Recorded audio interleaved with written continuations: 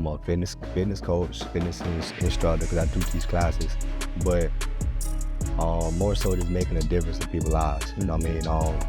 Like I love the gym, but I don't love the gym just to get strong. I love the gym by what it brings. You know what I'm saying? Like when cause I think we'll do a class later tonight. But when we first started that class, bro, a lady, she couldn't get up and down off the ground on her own. You know what I'm saying? She gonna need some assistance or a boss or something to get up. About the third week, now she getting down on the ground by herself. Like when I seen it, I'm like, you need help. And she looked at me like, no, I feel great now. Like my knees feel the best that they've been feeling. When she said that, bro, that made me like get tingles inside, you know what I'm saying? Like, so I'm a fitness coach, lifestyle coach type of thing, helping people better their lives.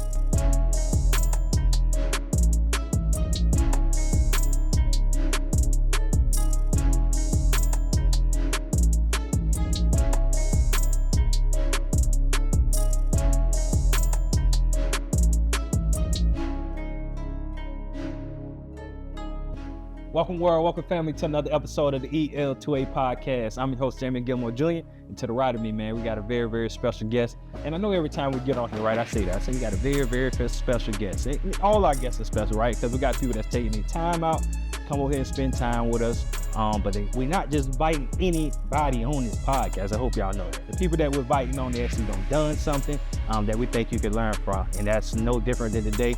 I'm gonna start it off like this. I'm gonna say from Ocala to the NFL, right? We got a person that's here today. We got a person that is a testament that dreams do still come true, right? Some dreams that you dream of as a little one, and you say, I want to do this, and you know sometimes they don't come true. But hey, this person today, he showed that it does come true, man. I got the brother, Mr. Natrell Jamerson, with me today. How you doing today, brother? Doing good, man. I can't complain. I appreciate you for joining me today. All right, so Natrell is a former NFL player, and he stands today, as you can see, representing KB Fitness, where he's a personal trainer over there, making it happen so he can get your knee and get you right. I know y'all watching this podcast right now. We need a little exercise, a little something we call it, my boy. We're going to get all into that. But Natrell, man, I appreciate you for joining me. But how you feel today, bro? I feel good, man. Just, you know what I'm saying, another day. Happy to be here. Yeah. So can't complain. I love it. All right, before we get to it, all right, y'all do this for me, all right? I know Natrell's going to have, a lot of people watching this. Stop what you're doing. Like, subscribe, and comment. All right, you know what's cool about when they like and subscribe and comment? You know what's cool about it?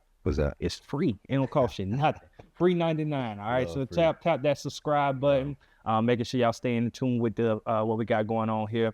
Another thing we got going on here is Cut Different Academy. Come invest in the futures that's going to change the world. What's up, EL2A family, man? Come invest in the futures that are going to change the world. What you see here right now, man, we are reimagining education, right? We are giving these young boys and showing them who they are and where they're going. We're creating a school-to-career pipeline, and it's happening right here on this property, man. So let's go, EL2A fan. We're going to have a QR code that pops up. You scan that code, all right? And it's going to take you and tell you everything you need to know to come help us invest in the futures that's going to change the world. Let's go. Hey. Cut Different Academy coming fall 2027, man. One thing about this is a community project. We cannot do it alone. We need you. We need the community. We need good brothers like Natrell, good people like Natrell coming to join us on this mission. All right, so we change it, reimagining education. All right, we stopped and said our boys need something different, and this is what it is. All right, so Cut Different Academy 2027. All right. But other than that, man, let's get to it, man. I'm excited about this episode, right? Yeah. So background in sports, everybody watching this know this, all right? My background in sports, EL2A family, they know this about me. I always talk about my story, right? From a young age, I always said I wanted to go to the NFL, right?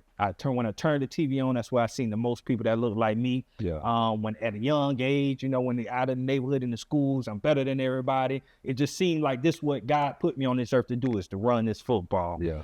So it gets to a certain point of time where it's like, all right, this is becoming a thing. Get to high school, get the scholarships, all that, and your dreams start becoming a reality. Mm-hmm. For you, all right? You did the unspeakable. You did that thing that I thought I was going to go do, but I ain't get there.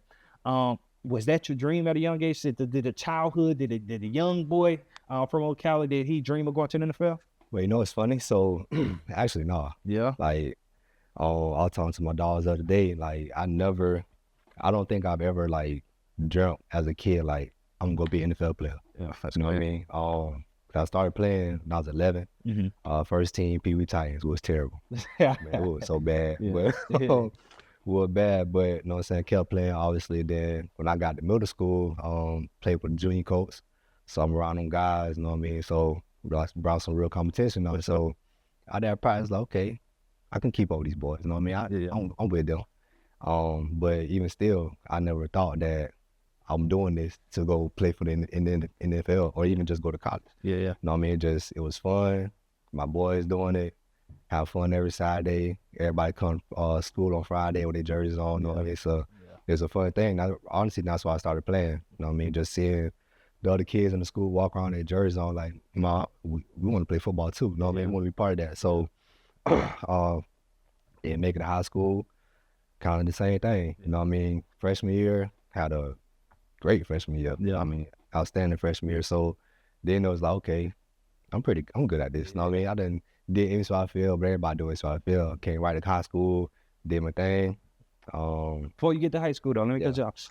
Going back to the childhood experience. So if you didn't want to do that, what did you want to do? Like, what was that thing? Like, everybody got it now. Firefighter, lawyer. What you wanted to do? I don't know, but I think I was just being a kid, bro. Yeah, living. I was just being a kid having fun. Because my brother Najee, you know what I mean, we only 2 years apart. So we yin and yang. So everything we did was always together. And we could be sitting here, but be dying laughing, just doing nothing. You know what I mean? So I think as a kid, during those younger ages, bro, I was like just really just enjoying it. You know what I mean?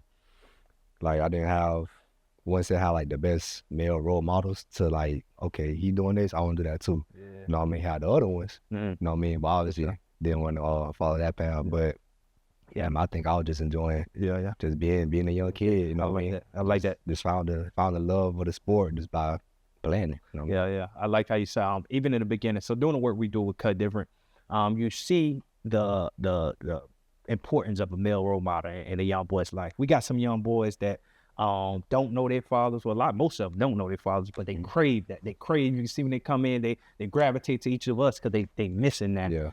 So for some of you, when you like yourself, you've done all right for yourself, right? But you just said to yourself you didn't have the best positive male role model. So how were you able to navigate those years not having the best, you know what I mean, representation? Bro, my mom, bro, like they always say a woman can't raise a man. And I can agree with that in some aspects, but my mom did a hell of a job, bro. Like by herself, me and my brother. Obviously, we had a village. You know what I mean? My grandma got a big family. You know what I mean? But for the most part, for the bulk of it, you know what I'm saying, it was just her. And from the time, like just sports wise, from the time we started playing sports till both of us was out of school, like she was everywhere. You know what I mean? Going from city to city, getting up and going. You know what I mean? Just make sure that we was doing the things that we wanted to do. You know what I mean? She made a way all the time. So. And I think seeing her work as hard as she did, you know what I'm saying, always making a way out of nothing, it was like, you know what I'm saying, she can do it, I can do it, you know what I'm saying? I wasn't necessarily thinking like I have to do it as a man. I was just thinking as a person, just living, you know what I mean? Because like I said, didn't they have that positive male figure in my life for real? So just seeing her do things on her own and not necessarily complaining to us at least, you know what I mean? It's like, damn, like, working hard, you're gonna have to do that. You know what I mean? And nobody cares how you feel, you gotta do it. You know what I mean?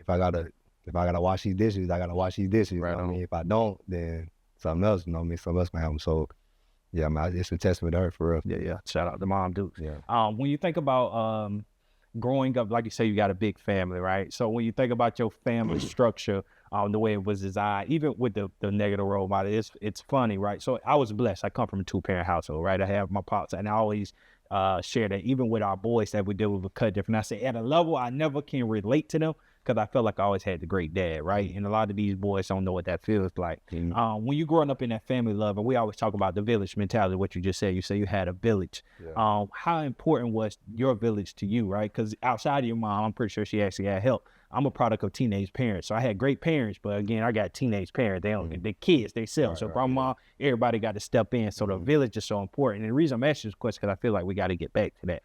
How important was your village to you? Everybody, you know, that was in that play role and hands to raise.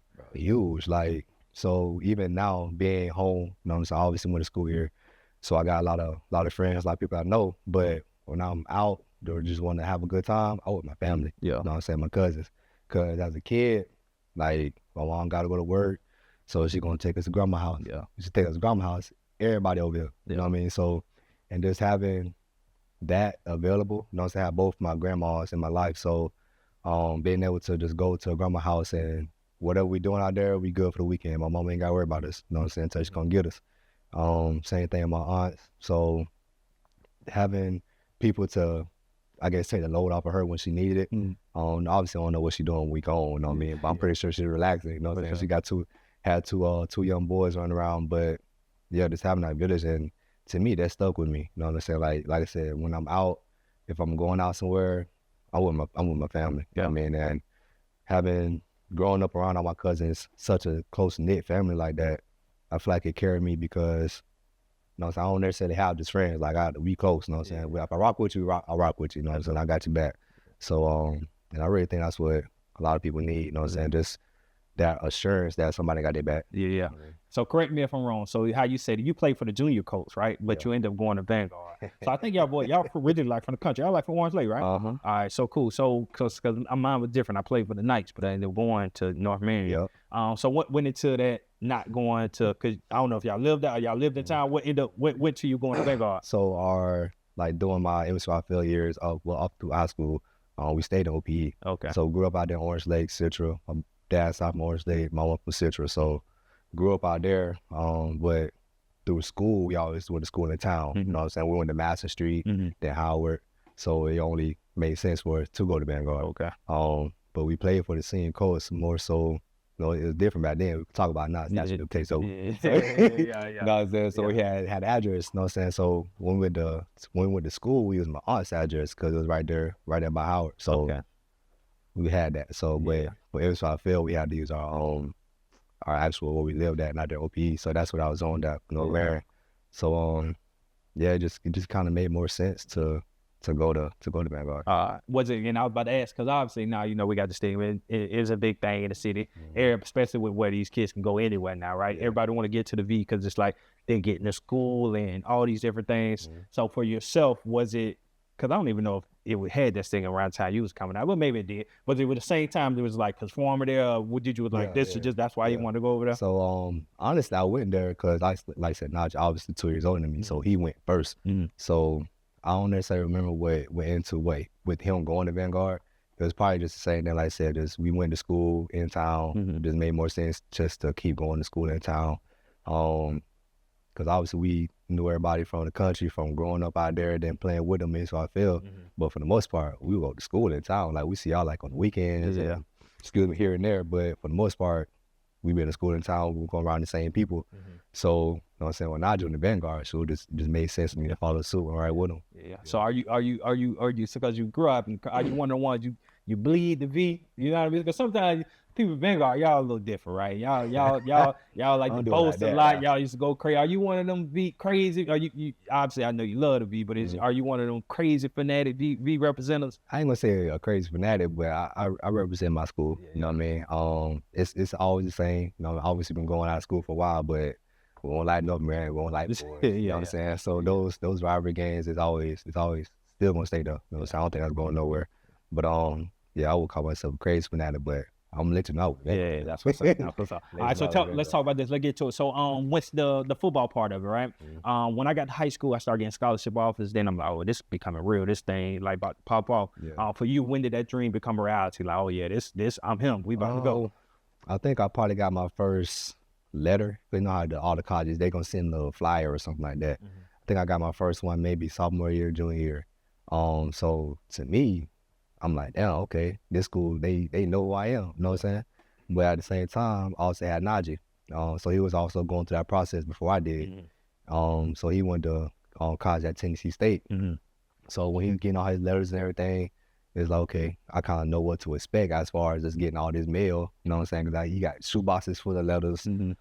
So I knew that was coming, but I don't think it started clicking to me for real that I could actually go and play college to probably like junior year. You know what I mean? Because I said freshman year, did real good. Sophomore year, I was on varsity, but I'm a sophomore, so I'm behind PJ, Brandon, you know what I'm saying, behind those guys. So it's like, gotta wait my turn, you know what I'm saying? Still did good and the opportunities I had, but like I said, gotta wait my turn. Then junior year rolled around, starting to play a little more. Me, Cam Livingston, Zayon Thor and Neil Ross, rest in peace to him. Yeah. You know what I'm saying? Will was the receiving core For sure. my junior year. So it was like, okay, so I'm still playing with these boys. Like we good. So then senior year come around, it's like, okay, you know what I'm saying? I'm the one now. You know what I'm saying? I'm the guy.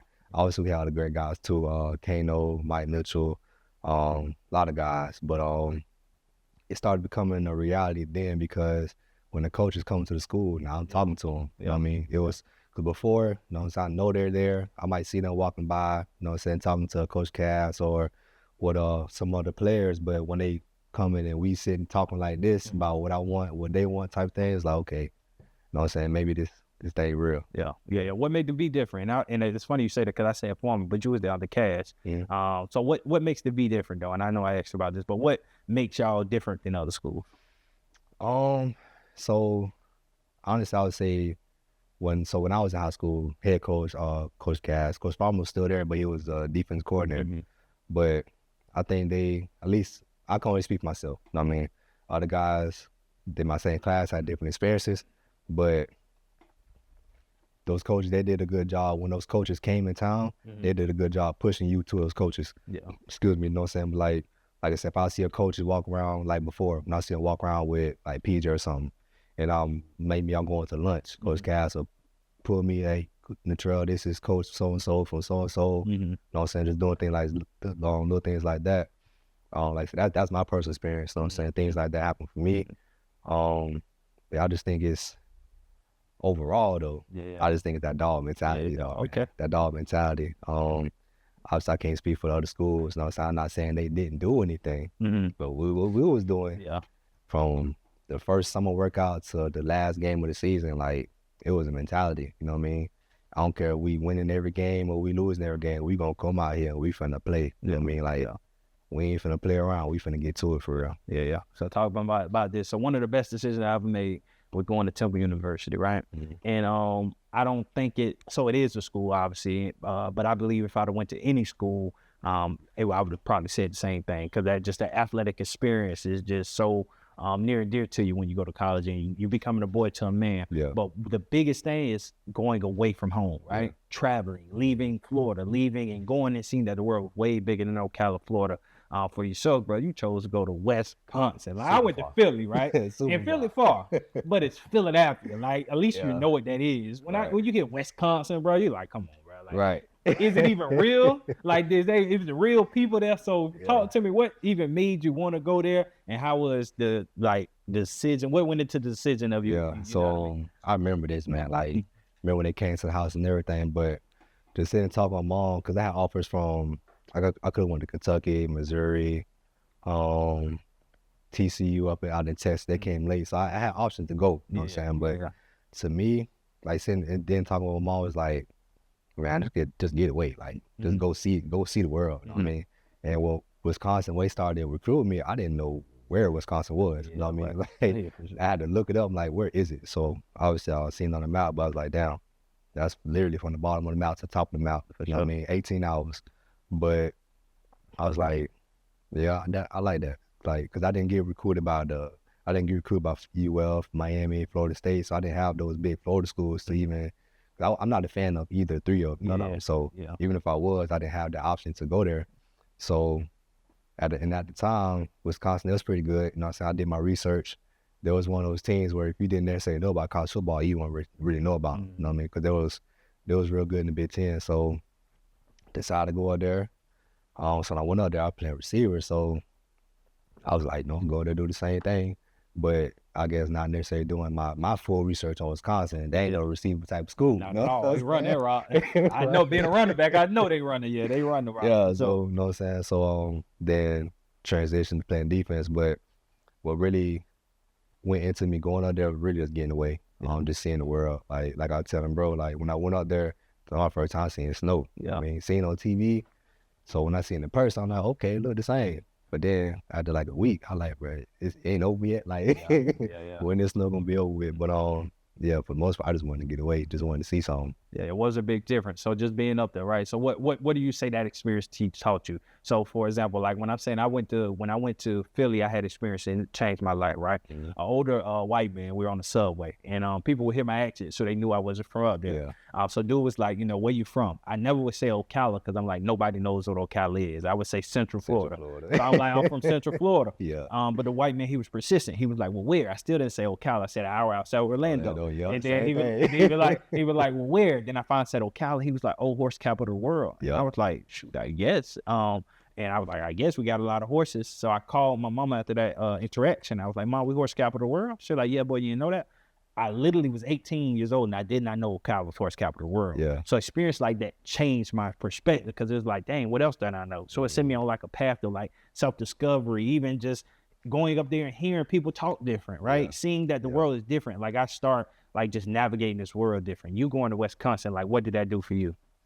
Man, a lot, bro. Like I think one of the first things that taught me is having more patience. You know what I mean? Like, cause we from the South, but it's different down here. So up in Wisconsin, Midwest, like the Midwest of the Midwest, like you know what I mean? So when I was at the University of Wisconsin at the time, the black population on this campus was 3%. Sheesh. 3%, and it was mostly athletes. You know what I'm saying? Spanning across basketball, football, not even basketball, but football, track, a little bit of basketball. But so for the most part, these people don't see nobody like me unless it's on TV.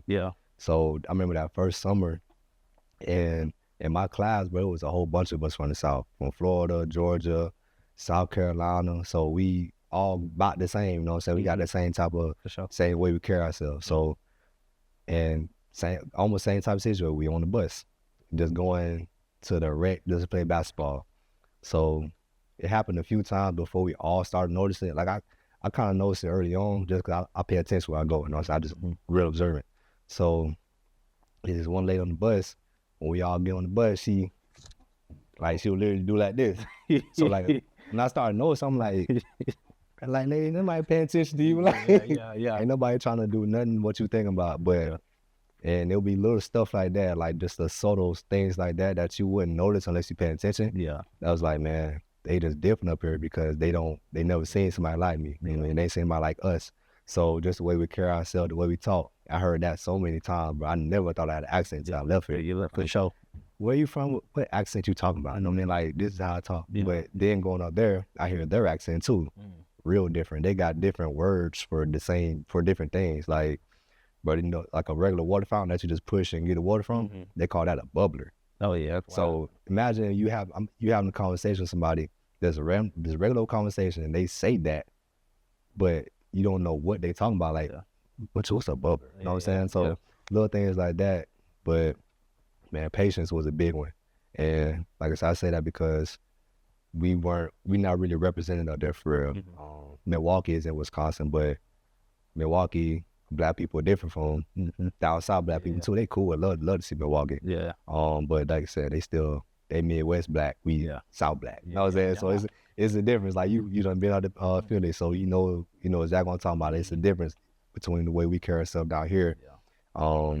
Not saying nothing against where I get it. I spent time in the Midwest, so I did my my graduate work. I did it in Illinois, so Western Illinois. So I was out in Illinois, so like 3 hours outside of Chicago. I was out there for a while, so I knew exactly what you're talking about. Because the town I was in, it was like a predominantly white town, so it was just like that. But cornfields and nothing else, bro. You know what I mean? So, and I'm pretty sure Wisconsin is like, you go to Milwaukee, you see some daylight. It's just like that. When you're in the Midwest, if you're outside of Chicago and Illinois, everything else is right, bro. Like, you know what I mean? And then the thing about like Milwaukee and Chicago, they right there by each other. So they kind of almost the same in their own way. But you leave Milwaukee and drive to Madison, where I went to school at. Nothing. Till you get to Madison. Then you got Green Bay, which is more north Wisconsin. So you leave Madison, go to Green Bay, nothing in between. Like then you get to Green Bay, nothing in Green Bay. Like so. Nah, it's different. So going up there, so one of the biggest things, so they had a saying, "Temple tough."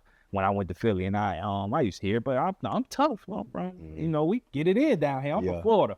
I went out there with that attitude, man. I'm going out there taking everybody's job. I'm Florida. The reason I went to Philly, to Temple, was because they had a senior running back. He was a little dude, but other than that, He was smaller than me, but I was like, man, I'm going to take little dude job and da. When I got up there, I really understood what Temple Tough means. All right. You get what I'm saying? So literally people from everywhere, the best of everywhere, goes to these places, bro, and they get it in. You know, obviously we from Florida, so we have a different mentality, but people get it in all over, you know, in these different places. So when I got there, I understood what Temple Tough was, and I also understood what mental toughness was. They taught me a lot about, you know, under controlling your mind, pushed us to our limits, and just did a whole lot of change. What was the biggest difference for you from going to high school ball to going to college ball? So the biggest thing would probably be the size, bro. Like, when I left out of high school, I was probably like 175, maybe 180, you know what I'm saying? But when I went up there, where these guys been here for 4-5 years. Right? Grown man. Bro. Grown man. Them white boys big, boy. Like, them boys is big. Yeah, grown I'm talking like 6'8", 3+, like, but like a strong 3+, you know what I'm saying? So just seeing the different, like you said, different people who are great where they were, and then we all in this collective place together trying to be great. So just the competition level rose. You know what I'm saying? Like you said, we from the South, so we got a different mentality. Like, we don't want to lose. For sure. You know what I mean? So, and definitely don't want to lose somebody from Wisconsin. Right, you know what I'm saying? right, It's just, you know what I'm saying? So, so just little things like that. So when I went up there, it really opened my eyes to where, I was working hard through, you know what I'm saying, before I got up here, but now I really got to work hard. You know what I'm saying? It's not just doing stuff after school, during the off season, just, you know what I'm saying, doing different drills and stuff. So we just have practice, let's go watch film. You know what I'm saying? We ain't gonna watch film today, but we gonna correct some from practice on the field. You know what I'm saying? Just doing little things like that. And honestly, think that's those things I learned early on, because like same way I wanted to play. You know what I'm saying? I'm trying to, how can I get on this field? Right. And my way to get on the field, but I'm gonna work hard. Like, I don't care if we got 20 guys, I'm gonna run 21 harder than you. You know what I'm saying? So just having that mindset of, okay, gotta work harder. So y'all had Temple Tough, we had grit when I was there. And you know the Who Got Milk little slogan? So we had shirts like that, Who Got Grit. So that was like our little summer thing every summer. So, and you know, I took it personally. You know what I'm saying? Like, I don't want nobody to be like, I work harder in church today. No, you didn't. You know what I'm saying? So just learning how to work hard and carry myself and being mentally tough.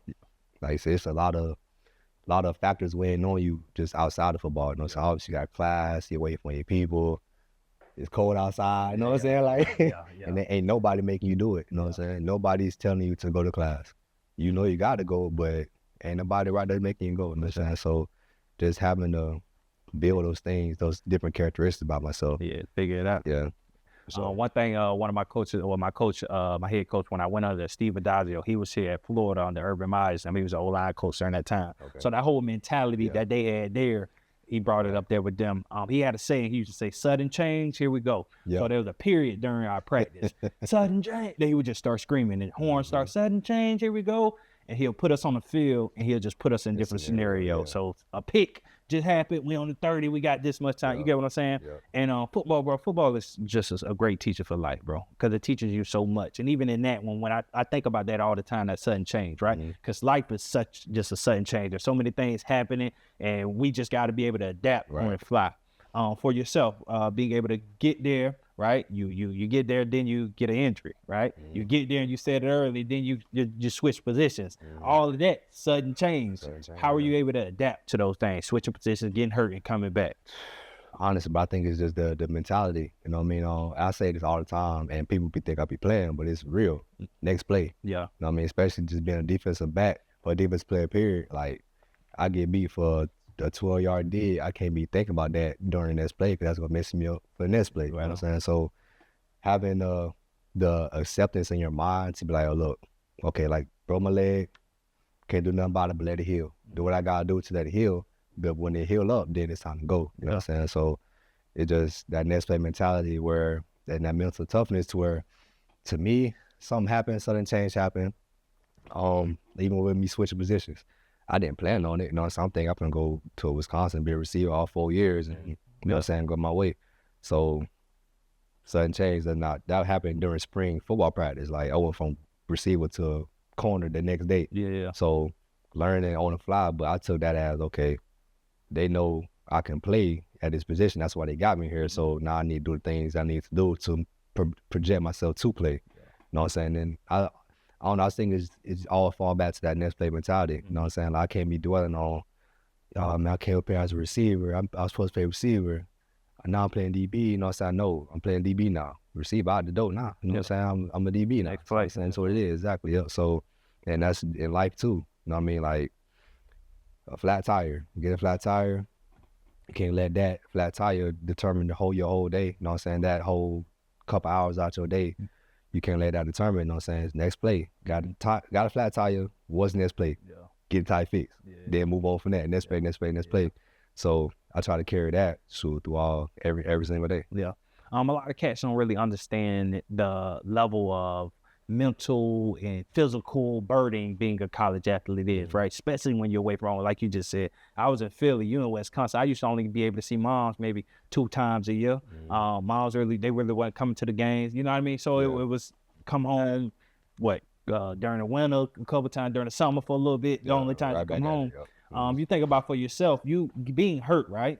Hurt, you broke your situation. You can't go call mom, you just can't go see mama. You up here, like, how are you able to, because that's the stuff the little athletes don't plan for that. You didn't plan to go out there and get hurt. What, like, mental state, how were you able to, like, really push through that moment? Yeah, it's I don't know, it's weird for me. Like, so I broke my leg junior year in like the third or fourth game or something. So when I broke it, carried me off the field and everything, I was looking in the crowd like, dang, season just started. Now I ain't playing no more. Like, what the hell going on? You know what I'm saying? So, but I think what helped me is having good teammates, bro. Like, the guys I lived with. You know what I'm saying? We talk still now. You know what I'm saying? So, and I think having them around to not let me get in that funk. You know what I'm saying? Because as I broke my leg junior year, and like I said, third game, I was starting to show a little something. You know what I'm saying?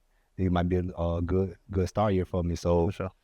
Then all that halted, but at the same time, man, those guys, they ain't let me just, you know what I'm saying, be by myself. And I'm already the type of person where I'm cool with solitude. You know what I'm saying? Like, I'm cool. Yeah. But they didn't let me just be down and be excluded from everything. You know what I'm saying? Everybody finna just go to the rec, play basketball. I'm a wheel there too, but I'm gonna just watch y'all play. You know what I'm saying? Talk trash all the time. Yeah. You know what I'm saying? So I think those guys, and that kind of goes back to having a village. You know what I mean? Like, I wasn't alone. You know what I'm saying? And I think it takes a little bit of vulnerability to not be alone. You know what I'm saying? Because everybody know you're hurt. Yeah. But if you gonna play it cool, everybody gonna let you be cool. You know what I'm saying? You gotta tell somebody sometimes, like, look, man, I ain't too much feeling today. You know what I'm saying? Whatever the case may be. And like I said, I had good guys around me to keep me up. Now that's powerful. What you just said then, I didn't want to stop even a moment in there. I had a moment in college you just made me think about. I don't know if I ever shared this on it. So I had my mom call me. We was in the game. You know how, like you just said, you with your boys. We at one of my partners' apartments. We 2K or something. But all of a sudden that we playing, we having a good time. Mom called me. I'm playing 2K, so I'm in the middle of the game. I see mom calling. Like, I call her back. She called again. I'll do some call too. So something like, so I pick up and I can hear her voice. Julie, she called my mom, called me Julie. And I was like, man, I already just like, hold on, y'all boys, step outside. And in that moment, she told my grandfather passed.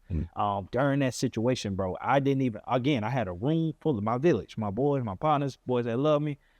I just left. Like, I couldn't even, I didn't even go in there and tell them, I just hit it, went back to my room, and like literally was in my room by myself. Like, obviously they called, I ain't answering the phone, but I blocked off all that. You get what I'm saying? I was like, man, I got to go. But I bring that up to say, because I love what you said, the village thing. You say how you more so leaned into your brothers and the people that were supporting you. And I think that's a moment right now. You know what I mean? Because there's so many people, the things going on in your life, you do what I did. You take that step back and you try to be alone to yourself, man. That's when you got to lean into your village more, right? You got to find the people that support you, because you can't do life alone. Okay, bro. You cannot do life alone. I think especially as men, we push the weight of the world on our shoulder and try to get over. And that's what we try to teach these young boys. We do journaling and stuff like that. We ladies, like, it's okay to express yourself. It's okay to say, I ain't feeling it today. You know what I mean? And so for yourself, when did that become a thing? Because you say you did it then, but when did you really come to that reality that it's okay to be vulnerable? Right. I don't think I had that little revelation until probably a couple years ago. Yeah. Like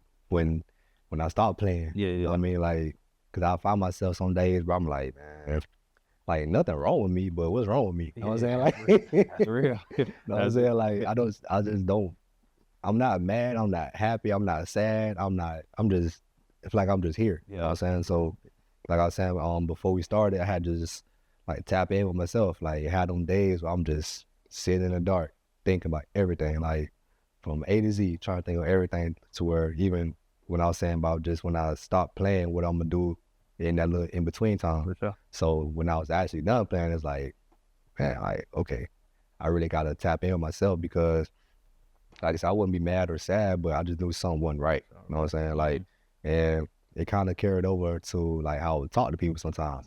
Not like I'll just be snapping on people, but like for the people who know me, they can tell, you know what I'm saying, when something ain't right, you know what I'm saying, they can kind of tell. So when I started realizing that, I'm like, okay, like I gotta figure this out. You know what I'm saying? Powerful. Powerful. So talk to me about this. So the leg, you broke your leg, right? Junior year, now you come back senior, obviously you got to get a good senior, because you went to the league, right? So how did you get into that bag? Like, all right, I'm back, let's go. League, because you had the NFL come out, all these different things, and you say you didn't dream. That was my dream. You lived my dream, brother. So I'm glad you're able to get to experience that. But kind of talk about that senior year, what that senior year meant to you, and then obviously we're gonna get into the NFL situation. Yeah. So my senior year playing in college, but I think that was probably my most fun year playing football, period. You know what I'm saying? And I think that's a testament to the guys that I was with, because obviously some guys left, but for the most part, this was the bulk of everybody who been here since I've been here, at least. You know what I'm saying? So to build with those guys through those 4 years, and now it's our year, you know what I'm saying? We all us seniors, you know what I'm saying? Some guys, they redshirted, so they had another year. But for the most part, you know what I'm saying, this is our time. Yeah. And just with my leg being broke, missing most of that year, because that was the year, man, we had a lineup that year. We had Ohio State, we had Michigan, we had Michigan State, we had them like back to back to back. So I was like, man, I'm missing one of the fun years, what I thought I was. But that senior year came around, I just had so much fun playing. You know what I'm saying? And I think I had a lot of fun playing because, for one, I was comfortable with the guys and we trusted each other. So I tell people all the time, like, when they ask about like crowd noise in the stadium, I was like, bro, so I hear it obviously, but I don't hear it, because like we'll be out there joking, like we done made our calls, waiting on the offense. We out there, man, you ugly today. Like, this swag terrible, you know what I'm saying? Just something like that, just playing around. But when I feel like we was able to do those things because we trust each other so much. And that carried over to the season that we had. I think it was like 11-3 my senior year. You know what I'm saying? Back when Wisconsin was still good. Bad right now. But so just being around those guys, we all knew this was our year. We had to do it this year. No matter who projected to go what round or what. For right now, we on this team, we trying to win all the games that we can. So then when that season was over with, we got right to it. I remember we had my last game, we had a bowl game down there in Miami, played Orange Bowl, played Miami in the Orange Bowl, beat them. So I remember driving from Miami straight to Tampa. That's why I was doing my combine training at. So like I said, as soon as that game was over with, like that same night, I went to sign my contract with my agent. Tuesday, I'm at the facility, we finna work out now, like getting to it. So I think it was nonstop yesterday. During that senior year, did you know like the league was a thing, like in the RU, you was still, you give us like, cause some people don't know. Did you know that whole year? Like, yes and no. So my defense coordinator and safety coach was Jim Leonard. Little small white dude, but cold, like just super cold. You know what I mean? Like, he was on the one. So, and he played like 11, 12 years in the NFL, then came just be a coach. So when he was telling me that, like, yeah, you know, who you want to play for next year type of conversations. In my head, I'm like, shit, who want me? You know what I'm saying? But then that little voice back in my head is like, you know what I'm saying? He just saying that, you know what I mean? Boom, boom. But then obviously it happened. So, and I think to him, he probably saw me playing there because like talent there, obviously. But with him, like I say, he the GOAT, bro. He wizard. And I call him that because he really made me understand defense. You know what I'm saying? So then understanding defense, I was able to understand the offense more. So he really kind of broke the game down for me so I can really understand it, so I can go out there and like just play. You know what I'm saying? So yeah, I think when he said that, I was like, okay, because of who he is and what he did, and he said that to me, like, who I want to play for type of conversation, like, okay, maybe he sees something now. But it still wasn't even a reality until it happened. You know what I'm saying? Like, when the season is over with, so obviously I'm doing combine training, so I know I'm going to the combine. Like I know I got that invite, you know what I'm saying? Yeah. But at the same time, it's like, okay, about 400 people go to the combine. Everybody don't get drafted. You know what I'm saying? So I was still trying to be like realistic with myself, because I was the only one that I've seen personally like get there. You know what I'm saying? Like as far as like family wise. Yeah, you know what I'm saying? Obviously I got guys I played with, they went on to their thing. But it's like, okay, you know what I'm saying, that's them. And they at the same time they had, some of them at least had people in front of them to where they seen that road before. Yeah. I ain't seen that road. You know what I'm saying? So like when I left college, when my last year of college, then everything goes like getting NFL ready. That was my first time seeing all that. You know what I'm saying? Because obviously, like when guys go and they leave, you see them when they leave, then you see them in the combine. Then you see them when they get drafted. You don't see what happened in between. You don't see them no more. Right. You know what I'm saying? So like you don't see the steps that happen in between. So a lot of stuff I'm doing by myself, first time doing it. So like I said, it still wasn't a reality until I got that call. Sum it up in one word, the combine experience, right? Combine, obviously draft is different, but just that going through that whole process, because again, these are moments you dream for. You just say 400, if you could think 400 people out of all the people make it to this moment, if you could put that to one word and then tell me why. Stressful. Yeah, why you say it's stressful, man, because like I said, it's like, because I'm not saying I had like a Hall of Fame career, but I had a lot of, to me at least, I had a lot of noise going on, you know what I'm saying, whether it's reports coming out of where they project or different teams having they fan base type of thing where, they're talking about who they want, who they don't want, type of things like that. So it's a lot of outside noise that goes into it, and I feel like I did a pretty good job of like not paying attention to it. But at the same time, it's stressful. You know what I'm saying? Like you out of college, now you finna hop into this whole new league. You know what I'm saying? This ain't no other school. This is a league. You know what I'm saying? So just knowing that your fate is in somebody else's hands. You know what I'm saying? You can do the best you can, but your fate is still in somebody else's hands right now. You can control what you do, but you still in their hands. You know what I'm saying? So that's why I say it's stressful, man. I can't really imagine if I was like a first round, top 10 pick, how stressful it would be annoying, but because it was stressful me and I went fifth round. You know what I'm saying? So I'll say stressful. It was stressful. All right, So take me there. So this was my dream, right? I always seen it. With the such pick in the draft, Jamie Gilmore. I always dreamed that, right? But you was able to hear fifth round, you got drafted. How did you feel? Like seeing that happen, getting the call, and that whole experience, like what was that feeling? But I cried. I talking about boo cried. Like So it was all at my mom's house, you know what I'm saying, immediate family. And like I said, it's stressful too, because so obviously I knew I was gonna drop the first round. So when that second day came, I'm getting calls, but it's from teams just saying, yeah, we still got you on our board. Don't call me. Like unless you pick it. Don't call me for that. You know what I'm saying? So and it all came full circle because the Saints pick was coming up next, and it was coming around a time where, okay, this call it should be coming soon. You know what I'm saying? From who? I don't know, but it should be coming. So what was doing the whole pre-draft process where the coaches, they'll come to your college and work you out, you know what I'm saying? Take you through basically like a 30-minute individual out of practice. So the guy, coach for the Saints, Aaron Glenn, head coach for the Jets right now, he told me like, yeah, we're going to draft that corner. I'm like, okay, cool. You know what I'm saying? Everybody done said that. You know what I'm saying? I just seen 5 coaches say the same thing, they're going to draft me. Okay, cool. So you see on the ticker, Saints up next, Saints with the next pick. Then my phone rang. Ooh. But my heart like instantly dropped. So, because I had my phone on loud. So when they called, like I looked at it and I dropped my head. Cause like my chest was beating so hard. So then my mom she's so extra, but when she see me drop my head, she what? Like I was like, I think this is a call. So pick up the call.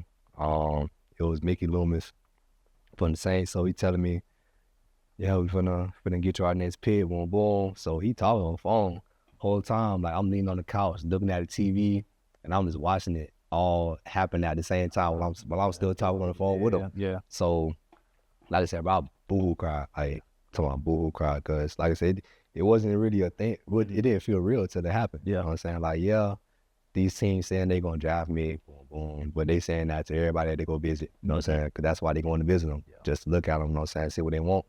But when I got that call, then just watching it happen in real time while I'm on the phone talking with these people, it was like, damn, like, you know what I'm saying? Like, It's real. you know what I'm saying? Like I said, bro, I bull cried, but it was a surreal moment. You know what I'm saying? Because like I said, I never jumped that I'd be drafted at least. You know what I'm saying? Playing in the field, maybe that's at a certain point, but being drafted, it was like, damn, bro. Top dog, big dog. So think about this. You said from Miami, right? You played Miami.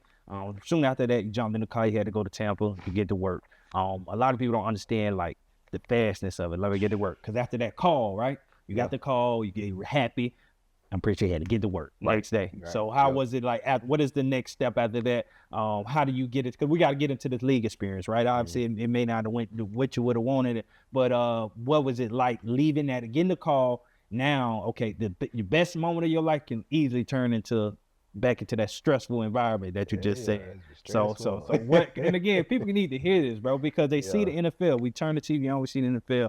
Oh, they live a life, right? I got homeboys played in the league. I understand that pressure. I got some homeboys that played in the league, bro. Say this, I wouldn't put this on my worst enemy, right? The stressfulness of having to go in there every day and be your best, right? Trying to perform at your highest level, pushing and knowing that the odds not in your favor. You could be better than somebody that's in front of you, but they got drafted in the first round.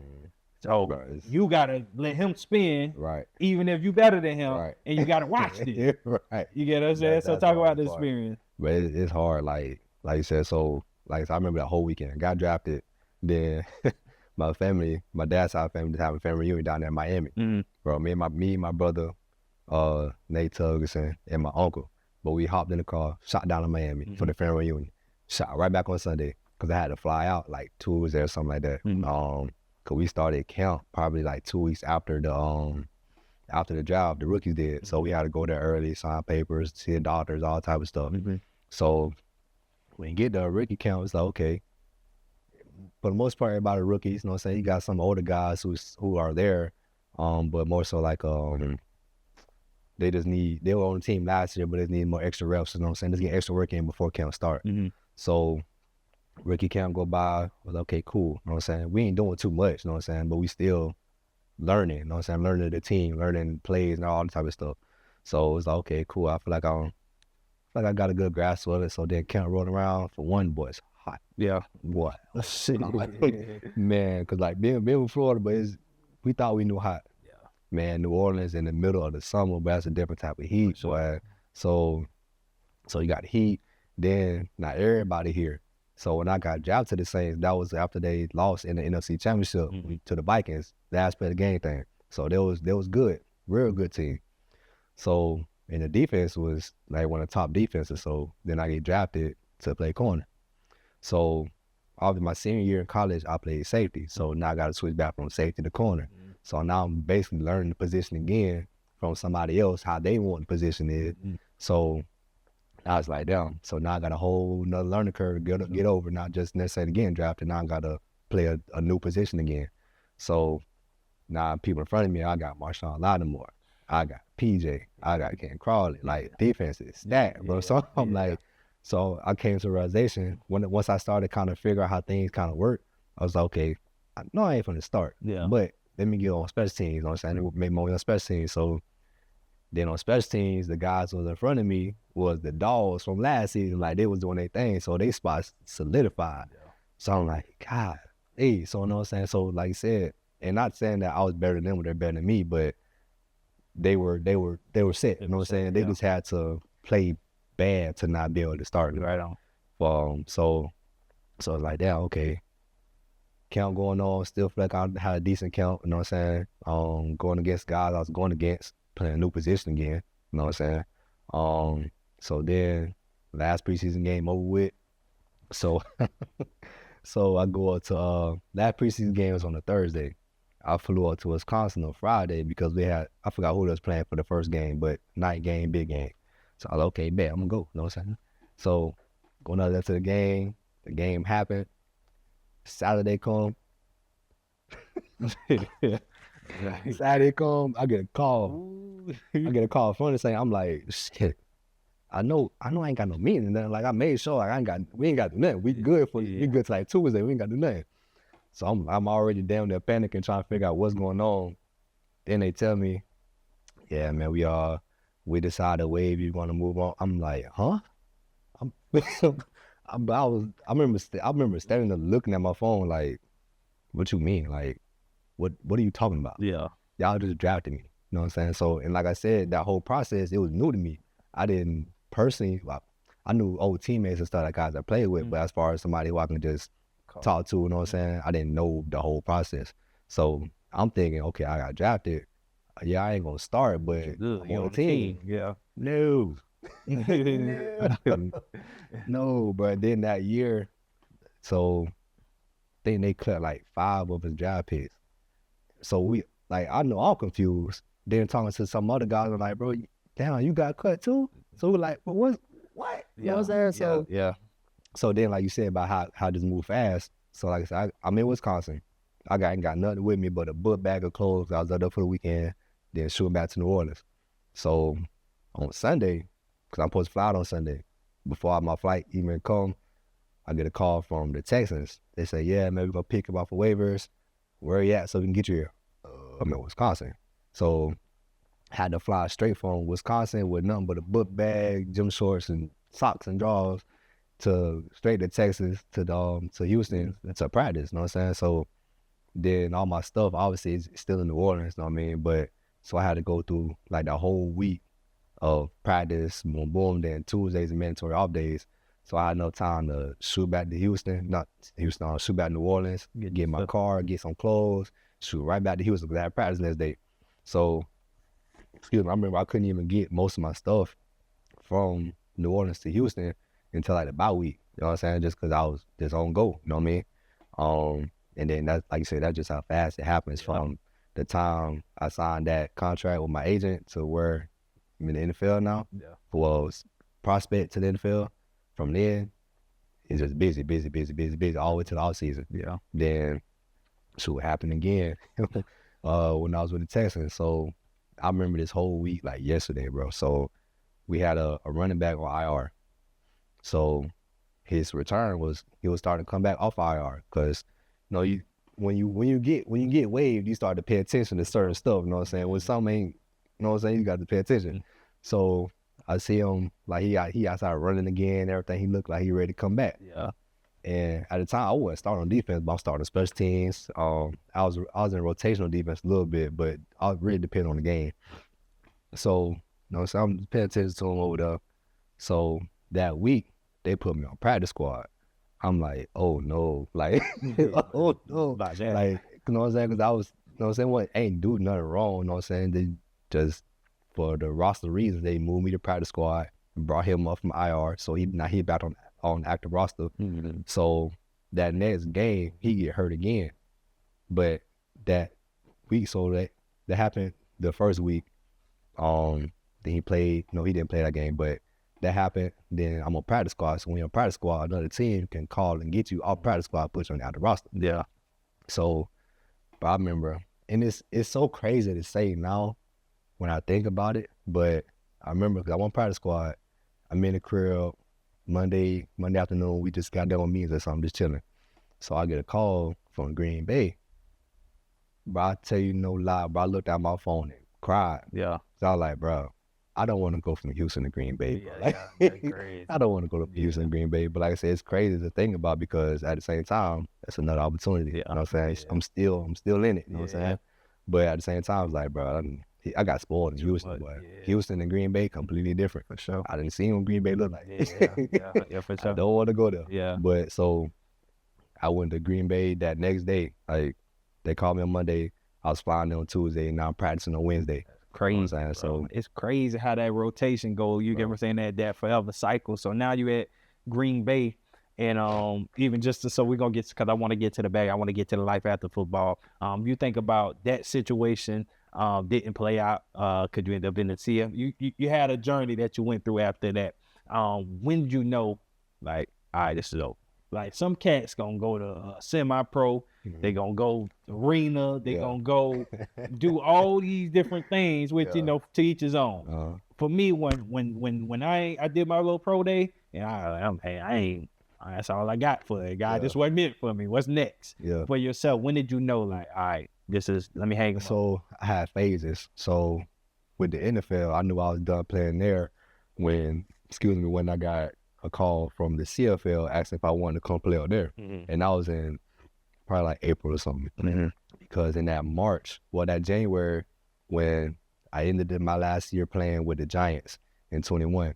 So season over with, obviously they released me because I was just on practice squad. So then, like end of February, roll around, I get signed to the Raiders. So I'm like, okay, cool, bet. So I go out there to Vegas, sign the contract, come right back. So now I'm just waiting till OTA start.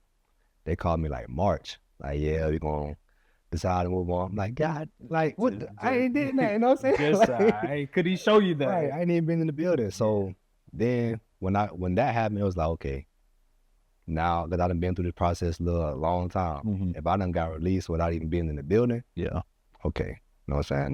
Now I'm thinking like, okay, what's next? So then I get that call from Canada. Then I was talking to my agent. I'm like, I didn't even necessarily know they had a Canadian football league. You know, so I probably heard of it, but didn't even pay attention to it. So then I was like, so it's the next opportunity. You know, so I can still play. Obviously not the same as the NFL, not close to it, but so I can go out there, make a little bread, play football still.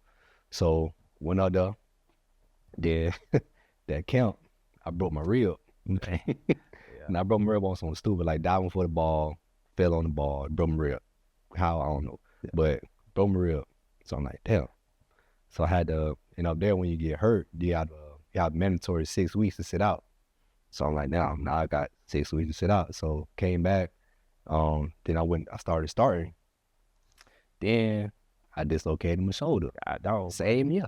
So it's time to get cut. It's done with. So now it was our Labor Day game. So I broke my shoulder in the game. Not broke my shoulder, dislocated in the game.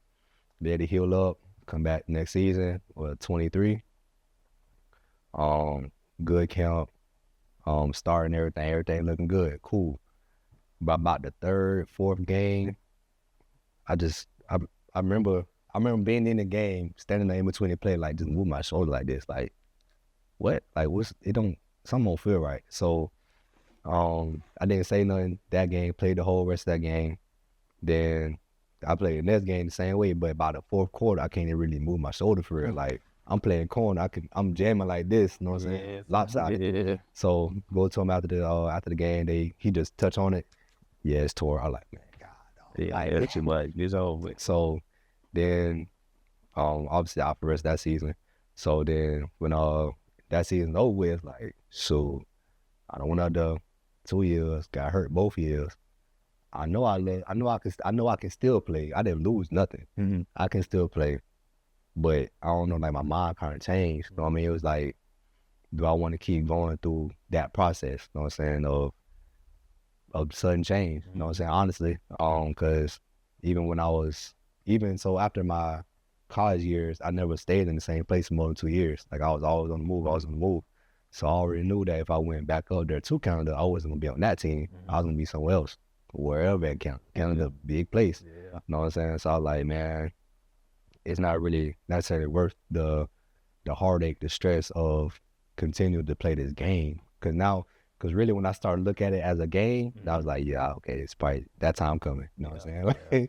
Because I was always one of the people where I'm not going to just keep playing just because I know I can. Like, I'm not going to play arena football. I'm not going to Europe. Like, I don't want to do all that bad just to say that I continue to play football. You know what I'm saying? Now, when I look back at it, of all the things that I've done up to that point, I was like, ain't really too many people can say they did that. You know what I'm saying? Not that my career was glorious or anything like that, but still, you did it. The little bit that I feel like I did is a lot to other people. Sure. You know what I'm saying? So when I kind of accepted that, and that 2024 shit, last year for real, early last year when I accepted that, I was like, yeah, I'm going and hang it up. Because I know I can still play. I can still play now. Yeah. But it's not up to me. Yeah. You know what I'm saying? My fate ain't in my hands. I can feel the best I can feel. Yeah. But at the same time, it's other things that go into it. You know what I'm saying? That a lot of people wouldn't think.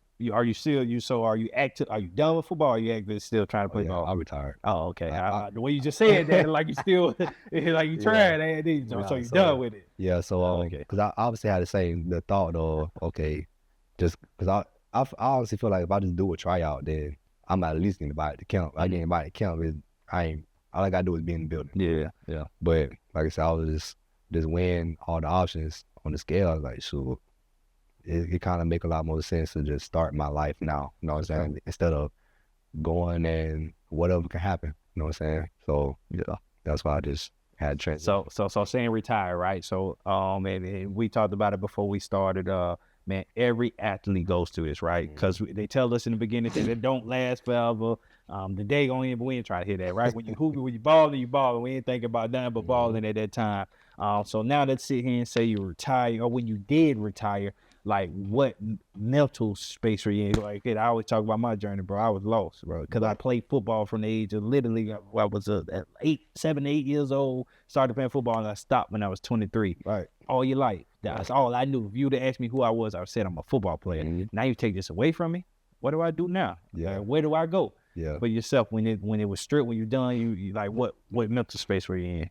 Man, honestly, I was in a dark space, like, and I was never the person that's just to show all my emotions out there. You know what I'm saying? I'm pretty chill for the most part. But and that's why I had to really tap in with myself, because like I was saying before, like I'm not mad, I'm not sad, but what am I feeling? Like I feel something, you know what I'm saying? But I was definitely in a dark place. Man, just because like you said, I started playing football when I was 11. Yeah. I stopped when I was 27. Yeah. What, you know what I'm saying? Like, that's all. You know what I'm saying? I've been in my career where most people are just starting their career, and I've been in this not knowing it since 11 years old. You know what I'm saying? Never had an actual job until I stopped playing. So it's like, nah. Yeah, even when bros asked me, what do I want to be on the header? Yeah. I had to think about it, like, cause I still had those moments, like, man, who am I? You know what I'm saying? Like, obviously I can say ex-NFL player, X this, X that, but I be trying to think of like, what am I now, not what I did. You know what I'm saying? For sure. But yeah, man, dark place, like you know, man, just having to stop playing the game that's more than a game. You know what I'm saying? Because like for a lot of people, they just look at football as a sport. Like we run the football, we tackle the guy with the football.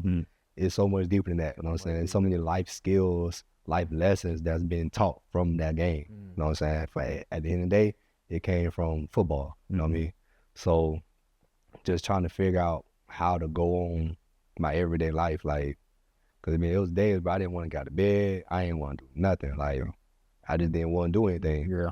And I don't want to say that I was depressed, because some people, I don't know what I'm saying, go through depression for real, but I was in a dark spot, you know what I'm saying? Yeah. For sure. And honestly, I think what got me out of that dark spot is just going to the gym. Yeah. You know what I mean? And that's probably why I'm doing what I'm doing now. Because like I was saying before we started, I've been in the gym all day. Like, that's one place where I know I can happily go. You know what I mean? So, and I took my anger, my frustrations out on the weights. Yeah, you know what I mean? So that's real. I'm talking about I still go hard in the gym, just because I know I still got that feeling. You know what I mean? I feel like I'm in a lot better place than I was even this time last year. But early last year, yeah, man, I was fighting myself. So. And the reason that it's so powerful, because you, like you said, you fresh out. We think about, like you said last year, like 2024, that just happened. So you still have some of that still in you. I know some people, man, that still struggle with, even when you got to come back to your hometown, right? Yeah. That's a struggle in itself. Some people feel like they're a failure because they had to come back to their hometown. And when they're walking around, it's because people are used to you being that guy. And now that you're not, you may feel less than. Do you feel like you struggle with stuff like that, like being back here in Ocala? I did when I first came here, because I ain't been here that long. Well, been back that long. Moved back in April. But, I mean, it was a mental thing. You know what I mean? I had to tell myself, like, I really don't care what somebody necessarily think about why I'm here. You know what I'm saying? I know why I'm here. Yeah. I'm here because I want to be here. I'm not here because I have to be here. You know what I'm saying? I'm here because I want to be here and actually do something around here. But yeah, it's still like that sometimes. I don't go too many places. You know what I'm saying? I hang out, but kind of got that like we was talking earlier, like that cool guy type thing where if I'm out somewhere for real, I don't necessarily want to be seen. You know what I'm saying? I'll be here, but I ain't trying to be in the spotlight. Like I'm gonna be off in the cut. Like if I was in this room, I'd probably be sitting in the back and chilling. You know what I'm saying? So yeah, but I just had to. It's still a hurdle I'm still getting over. You know what I'm saying? Especially now when people started to see that I'm here more often. You know what I'm saying? Because before they'll see me, like when I was away, they'll see me, I'll come back, they, hey, bye type of thing. But now they see me again, like, you still playing? Like, yeah, you here? Like, yeah, I'm here. You see me, right? Like, you know what I'm saying? You here. Like, you here. You know what I'm saying? Then when people always ask, like, you still playing ball? Like, man, it's a random Wednesday afternoon in the middle of football season. They're like, I'm still playing football. You know what I'm saying? So and some people struggle with that. So I had somebody talk to me like that thing alone, it would send them into like depression or maybe because they would get asked that so much, and that's why they didn't want to go out. Yep. They were tired of getting asked that. Like, what happened? Or why you in the league? And so that there alone would give them like set them back. That question right there, that why you're not in the league? Like, fool, don't you think I would be there if I would? If I could, you know what I'm saying? But like I said, it was a mentality I had to keep telling myself where, like, yeah, I'm here, I'm back here right now, but I haven't been here the whole time. You know what I mean? And not saying to people who have been here, but I went off, I did my thing, and now I'm back here trying to implant something else that I learned from being other places. For sure. You know what I mean? So I know why I'm here, and I don't necessarily care about, like, somebody see me out there, oh, you know, Trey not playing football no more. He just I don't give a I don't care. Like, if you really want to sit down and like compare things that we've done in our time span of living, you know what I'm saying? For most people, I can kind of outdo them. Not saying that I'm better than anybody, but outside of there's my side, I tell myself, like, don't be embarrassed because I'm back here. You know what I'm saying? I'm from here. Like, and everybody should. I'm gonna give you this nugget, bro. Not say everybody should, but in my opinion, I believe everybody should go back to their hometown. I feel like, yes, your goal should be to leave, go get educated, go get new experiences, but you should bring it back to your hometown. When you think about this is where your grandparents, your cousins, where your people at, like, right where I want to be. Like, I'm in Ocala, I can go kiss my mom, I can go kiss my grandma, I can go see my family, and I want to make this place better for my kids and for my people. You get what I'm saying? We get too many people that go off and do these great things, and they go to these other cities, make their other cities better. We should be coming home and making it better, and we got to make that a thing, because it's not a thing. Everybody's so in the mindset, I want to get away from here. Ain't nothing here. I want to go far away and do, bro. Let's stay here. Let's build up our own city, right, and turn it around. And I feel the same way. Like, that's honestly why I came back. Because I was living in Atlanta for about 2 years and doing training out there. Training was starting to go good, but when I started thinking about it, I was like, I think I'd rather want to help the kids or just the community where I'm from. You know what I mean? Like, Atlanta's a great city. Atlanta don't necessarily need me. You know what I'm saying? They don't need me to help them out. Obviously I can, but they don't need me. You know what I'm saying? But when I saw something here, it was like, I don't know, something just drove me to keep coming back here. And like I said, I pay attention to a lot of things. So it'll be little stuff like, I remember one time I'll go to the store, I'll get a drink, because I used to get Celsius when I was working out there. So I go get a Celsius, and the total will come out at 352. I mess around and look on the clock say 352. Yeah. So it'd be little stuff like that. It was like, I'm not just saying that for no reason. You know what I mean? That's happening for a reason.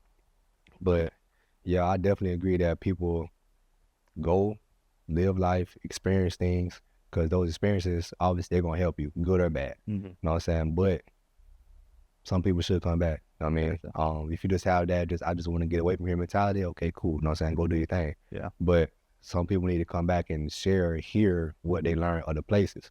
Because at the same time, that's what makes other places better. You know what I mean? It's other people coming from somewhere else, now they're living there now. So they bringing their experiences, everything they learned to that city. Yeah. When people complain about Ocala a lot of time, but at the same time, they can complain, but ain't doing nothing to make it better. That and the people who can make it better, like, they're not making it better. You know? Yeah. It's a lot of people from here that got resources, I'm talking about endless resources, but they don't be here. You know what I'm saying? They be other places. And what made me really realize that people know about Ocala is just being other places and telling them where I'm from. Like, I used to say the same thing. I'm from Central Florida. Yeah. We're out of Central Florida, about an hour north of Orlando. I used to say the exact same thing every time. But I started saying exactly where I'm from. I'm from Ocala, because a lot of people started to know what Ocala is. You know what I'm saying? They'll say the same thing, horse capital of the world, or something about horses, or just anything, whatever it is. But that let me know that more people know about Ocala. It's not the same small Ocala from when we was younger. Yeah. You know what I'm saying? It's different now. Yeah. And then even when I was living away and would come back, almost every time I come, it'll be something new, like a new development or something. You know what I mean? Just carrying land. So I'll be like, hey, people will come in here. It might not be right now, at least what people want it to be. But at the same time, it's probably not that, because people that the things that we want to see, people aren't pouring into that here. Yeah. You know what I'm saying? They're going and doing other places. So it's going to be like Fort Lauderdale in a little bit. But I know I got to get you out of here. So really quick, what I do want to touch on. So when you think about one thing you said, I don't know how you said it, but you kind of say, I'm still trying to figure out who I am outside of the game. There's a formula that who am I and where am I going? I talk about it all the time, right? I feel like this is the formula for success. So if I'm asking you right now, so you've done all these great things, right? But you're on here as a new man, KB Fitness, you change your route. Do you understand, does Natrell Jamerson know who he is and where he's going? And if you do, explain those two to me. So tell me who you are and then tell me where you're going right now. Yeah. I ain't fine-tuned it yet. Yeah, and again, don't it just ain't no purpose. I just walking it through, you know what I mean? So for right now, I would say that I'm a fitness coach, fitness instructor, because I do teach classes, but more so just making a difference in people's lives. You know what I mean? Like I love the gym, but I don't love the gym just to get strong. I love the gym by what it brings. You know what I'm saying? Like when because I'm finna go do a class later tonight, but when we first started that class, bro, a lady, she couldn't get up and down off the ground on her own. You know what I'm saying? She gonna need some assistance or a boss or something to get up. About the third week, now she getting down on the ground by herself. Like when I seen it, I'm like, you need help? And she looked at me like, no, I feel great now. Like my knees feel the best that they've been feeling. When she said that, bro, that made me like get tingles inside. You know what I'm saying? Like, so I'm a fitness coach, lifestyle coach type of thing. Helping people better their lives. And then that's the part though. It just not just cut y'all, but that's the part. Helping people better their lives. Yeah. So that's who you are. I mean, you give us because the fitness coach, that's what you do. Yeah. You know what I mean? That's a part. And this is the part I love about this, right? And this is what we try to even, because you're a grown man, and this it's a science to it, right? We try to get our youth to understand this at an early age, but think about how you kicking it. Now you say that somebody that actually, and you probably the same thing, somebody say, oh, I'm a football player. That's not who we are. That's what we did. So even you now, like the fitness structure, the coach, all that, that's what you do. But you want to make people better. That's who you are. I'm Natrell Jamerson, and my goal is to make people better. Like for me, my life purpose is to help people, guide people to own their greatness, right? So everything I do is do it. That's like even when I walk in there with y'all that day, y'all in there, and I get motivated by that. Hey, bro, y'all should do this more. That's my life passion, to make people better. I want you to experience me and feel better. You turned us up, I ain't gonna lie to you. Yeah, not for real though. Since you came in that day, bro, like the next day we went to shooting videos and coming up with all type of ideas, things we gonna do. Yeah. Cause like, bro, we heard what you said. Yeah. You know what I'm saying? We heard what you said. No. It's little things like that, like with myself, helping people better their lives, but like the gym everybody ain't gonna be no Arnold Schwarzenegger in the gym. You know what I'm saying? But just things that the gym brings, confidence, like a piece of reassurance, knowing that you can do something that you thought you couldn't do. You know what I'm saying? When I see people do that, that made me feel good. Yeah. You know what I'm saying? And then down the line, you know what I'm saying, I want to have my own gym. Yeah. For athletes, regular, everyday people. And we talking about where you going? Yeah. All right, like, so sorry, so later I kind of cut y'all. Where you are? So talk about now where you talk about who you are, now talk about where you going. Yeah, so where I'm going, I'm gonna have my own gym for sure. Work with athletes, pro, college, middle school, high school, elementary school, from the time they want to start playing to the time they just need to fine-tune things.